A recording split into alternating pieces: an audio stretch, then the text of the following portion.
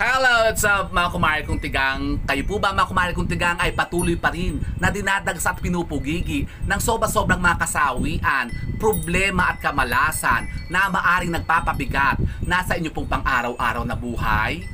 Pues, kontrahin po natin yan ha mga kumare kong tigang.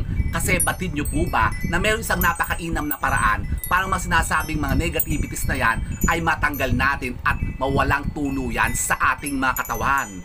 Paano? Ganito po ha mga kumare kong tigang, gawin nyo po ito once in a while. Kayo po ha mga kumare kong tigang ay magpabawas po o magpaputol po ng mga buhok po ninyo. Bakit? Kasi batid nyo po ba ha mga kumare kong tigang na ang pagpapaputol po ng ating mga buhok ay nakakapagpatanggal po ha mga kumare kong tigang ng mga negativities at kamalasan na lumanit na sa ating katawan. Para pumasok po ha mga kumare kong tigang ang mga bago at mga fresh na kaswertihan. Buwisit ng mga kamalasan niya.